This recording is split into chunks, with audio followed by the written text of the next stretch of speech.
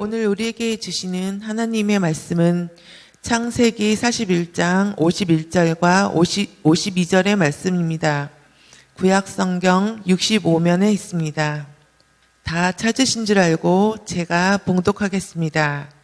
요셉이 그의 장남의 이름을 므낫세라 하였으니 하느님이 내게 내 모든 고난과 내 아버지의 온 지위를 잊어버리게 하셨다 하며, 차남의 이름을 에브라임이라 하였으니 하느님이 나를 내가 수고한 땅에서 번성하게 하셨다 함이었더라. 아멘. 아멘.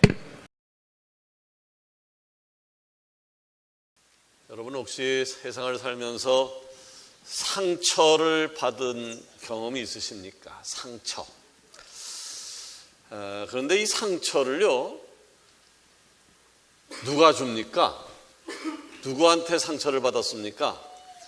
지나가는 아저씨입니까? 아니면 오늘 처음 만난 사람들이었습니까?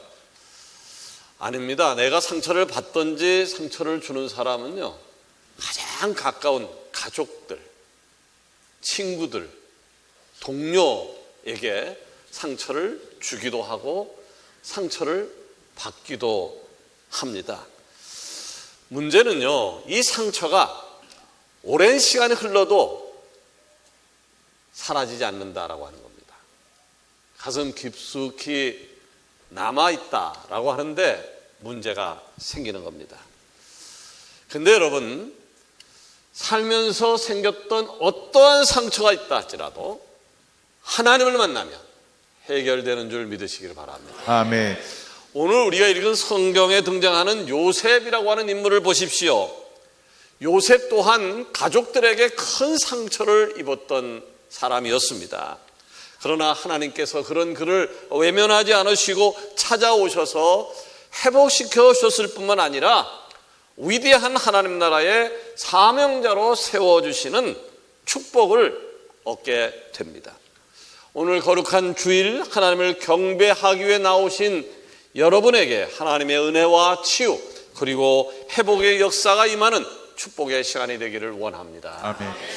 요셉을 회복시켜 주신 하나님, 요셉을 회복시켜 주신 하나님은 어떠한 하나님이십니까? 첫 번째로 이름을 선물해 주시는 분입니다. 아멘. 여러분, 요셉이라고 하는 인물을 떠올리면 무엇이 생각납니까? 아마 꿈꾸는 사람, 아마 그것이 제일 먼저 떠오르게 되어질 것입니다. 해와 달과 11별이 요셉에게 절을 하는가 하면 형님 볕단들이 일어나서 요셉을 둘러싼 후에 요셉을 절하는 장면이 생각이 날 것이고요. 또 요셉하게 되어지면 이집트 바로왕의 꿈을 해석해서 7년 풍년과 그리고 7년 기근의 때 어떻게 극복할 것인지에 대한 방언을 이야기한 것 때문에 애굽 나라의 총리 대신이 되었다라고 하는 것이 생각에 나질 겁니다. 한마디로 요셉은 굉장한 사람이다라고 하는 말입니다. 그런데요, 이 요셉에게 밝은 면만 있었던 것은 아니었습니다. 요셉은 많은 상처를 안고 살던 사람이었습니다. 요셉이 16살 때 그의 어머니 라헬이 그의 동생 베냐민을 낳다가 죽습니다. 그런 요셉의 모습이 얼마나 아버지 입장에서 안쓰럽겠습니까? 그래서 요셉에게 채색 옷을 입혀주고 위로를 해줬는데 그거에 형들이 화가 났어요. 질투가 생겼어요. 아버지 야곱이 요셉만 사랑한다고. 그래서 형제들로부터 시기와 미움을 받아야만 했습니다. 가장 많은 사랑과 인정을 받아야 할 나이에 엄마를 잃었고 형제들로부터 따돌림을 받게 되어진 것이죠. 자, 그렇게 힘들게 어렵게 살던 그에게 더 큰 상처와 아픔이 다가오는 사건이 생깁니다. 요셉은요, 배다른 형제들에 의해서 아무도 없는 들판 구덩이에 던지킴을 당하면서 생명의 위협을 받게 되는 형제들로부터 배반을 얻습니다. 그리고 형제들에 의해서 노예상에 팔려가서 노예로 살 수밖에 없는 삶과 마주치게 되어집니다. 자, 이런 일련의 사건들이 요셉이 장성했을 때 일어난 게 아닙니다. 청소년기에, 그 예민한 청소년 시기에 일어났던 거죠. 게다가 그가 이집트 노예상으로 팔려가서 보디발 장군의 집에서 지낼 때 보디발 장군의 아내 유혹을 뿌리친 일로 인해서 평생 나오기 어렵다는 지하 감옥으로 떨어지는 위기를 맛보기도 했습니다. 자, 우리는 창세기를 읽으면서 특별히 요셉에 대한 이야기를 많이 접하게 되어지는데, 요셉의 밝은 면, 그가 승승장구해서 애굽 나라의 2인자가 되었다고 하는 사실에, 곧 성공 스토리에 집중하다 보면 그가 어두웠던 단면이 있었음을 잊곤 합니다. 여러분에게 상처가 있을 수 있다고 그랬잖아요. 그 상처가 쉽게 잊혀집니까? 부모든지 친구든 이웃이든지 받은 상처가 그때 잊혀집니까? 그렇지 않더라고요. 잘 지워지지 않습니다. 내가 그 상처가 있었는데 그 상처를 잊고 사는 줄 알았는데 어느 순간에 그 상처들이 현재의 나를 누리고 있구나라고 하는 것을 깨닫게 될 때가 있습니다. 여러분, 혹시 태어나서 처음 있었던 일을 기억하고 계십니까? 혹시 여러분 계신 중에서 1살 때 일을 기억하시는 분? 아니면 2살, 3살 한번 떠올려 보십시오. 몇 살 때 기억이 첫 기억입니까? 저는요, 5살 때 기억이 첫 기억인데, 그러니까 1살, 2살, 3살, 4살 때 기억은 전혀 없고요. 5살 때의 기억이 첫 기억인데, 그 기억은 우리 어머니랑, 우리 엄마랑 할머니를 배웅하기 위해서 제천역에 나갔는데 어머니를 잃어버린 거예요.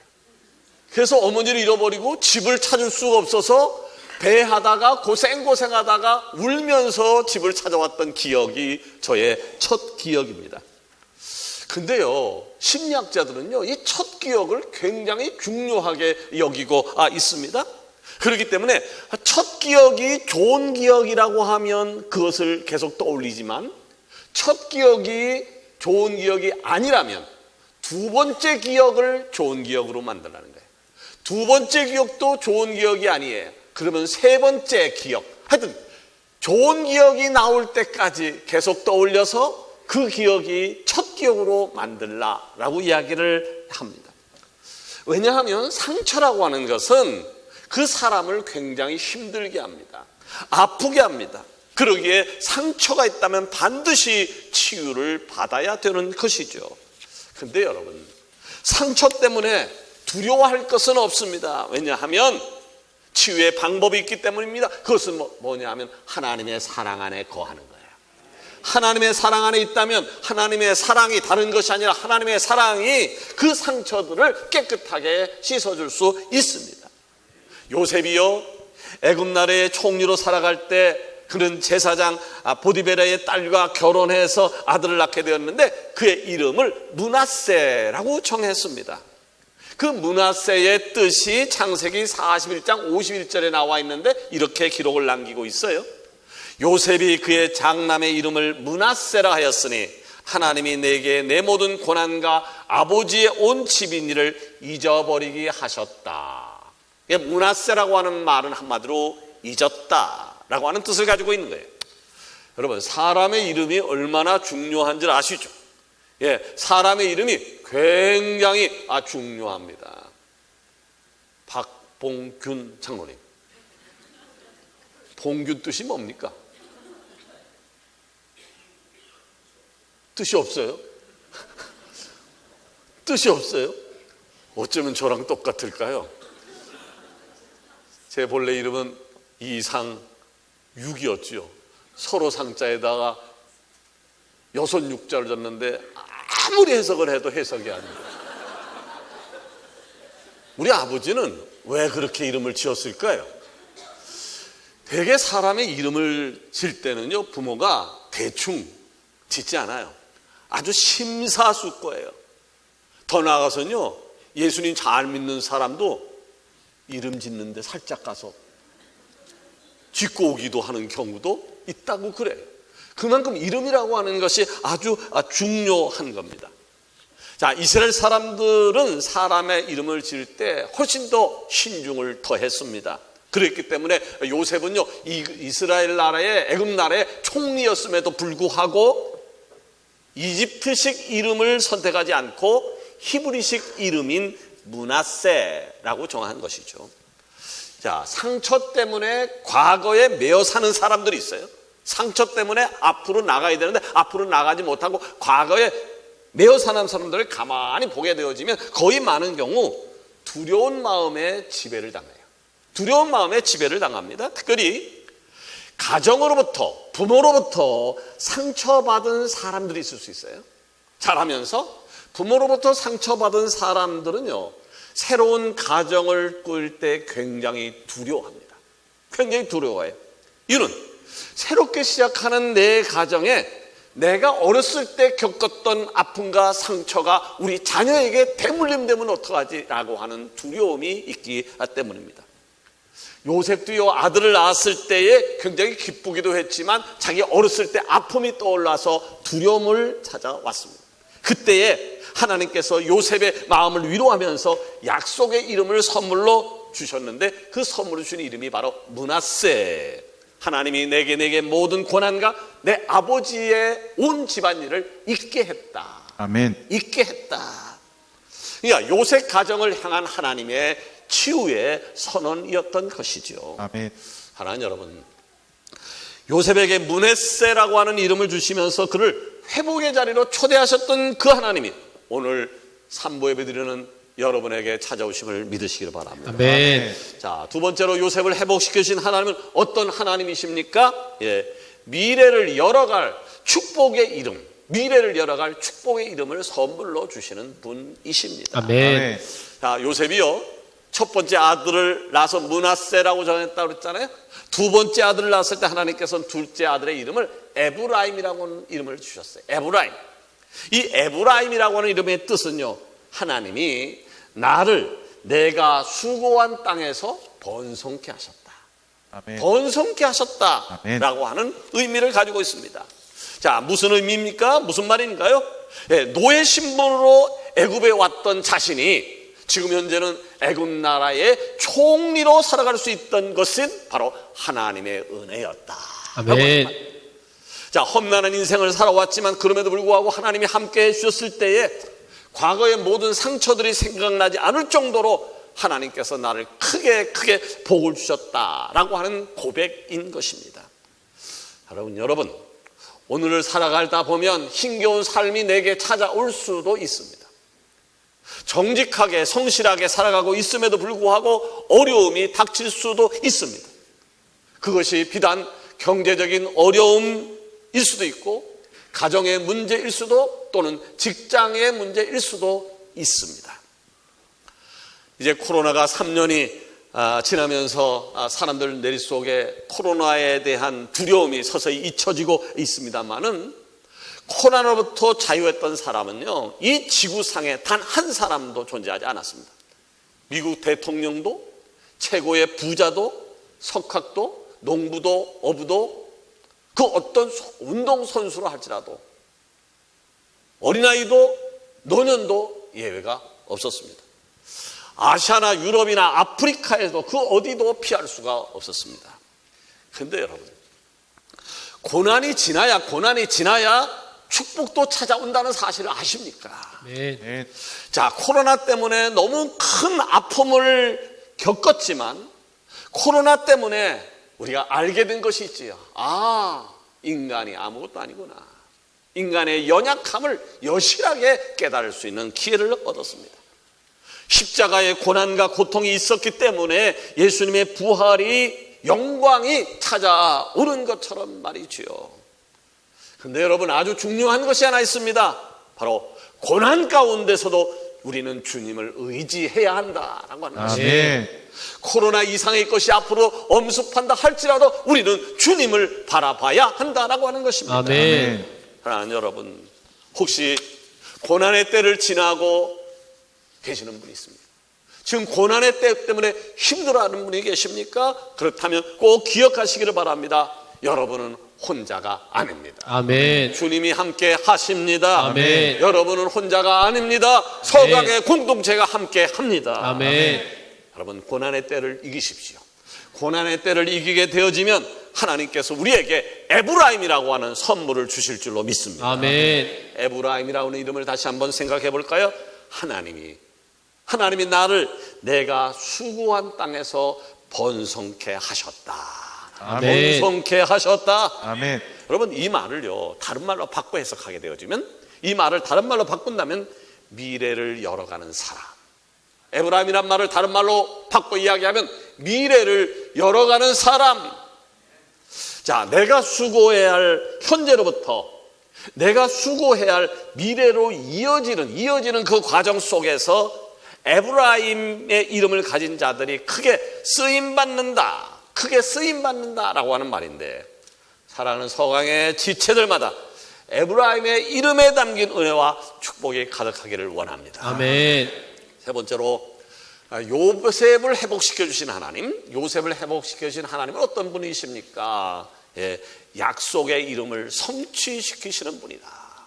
약속의 이름을 성취시키는 분입니다. 자, 요셉이 애굽의 총리 대신으로 일할 때 이집트에는요 7년 동안의 풍년과 그리고 7년 동안의 흉기근이 닥쳐왔습니다. 7년 기근은요 긴 기간이에요. 7년 기근은 애굽뿐만 아니라 주변 모든 국가들에게도 기근이 다가왔어요. 결국 가나안 땅에 살고 있던 야곱의 가족들도 기근 때문에 죽을 지경에 이르게 되었기 때문에 야곱의 자녀들은 애굽으로 곡식을 구하러 내려온 사건이 창세기 42장에 보면 아주 상세하게 기록을 남기고 있습니다. 자, 요셉이 절대 권력을 가지고 있던 애굽의 2인자 총리로 있었지만 자기를 낳아준 아버지 그리고 자기의 동생 베냐민 얼마나 보고 싶었겠습니까? 얼마나 그리웠겠습니까? 나는 지금 총리가 되어서 권력이 있어서 먹고 사는데 지장이 없지만 우리 아버지는, 내 동생은 어떻게 살까? 얼마나 그리웠겠습니까? 자, 그렇게 지내던 어느 날 자신을 죽이려고 급기야는 노예상에게 팔아넘긴 형제들이 먹을 것을 구하기 위해서, 기근을 피하기 위해서 애굽으로 내려왔고 자신의 발 앞에 지금 엎드리고 있습니다. 그간 아예 이 형제들에 대해서 생각을 안 했던 것은 아닐 겁니다. 자신을 미워하고 노예로 팔아넘긴 형들이었지만 그럼에도 불구하고 피부치니까 그 형들은 어떻게 지내나 라는 궁금증을 갖고 있을 겁니다. 그런데 막상 그 형들이 자기 발 앞에 엎드려서 먹을 것을 좀 주십시오라고 요청할 때에 과거에 아팠던 기억들이 주마등처럼 떠올랐을 것입니다. 창세기 42장 24절을 보니까 그 상황을 이렇게 묘사를 하고 있습니다.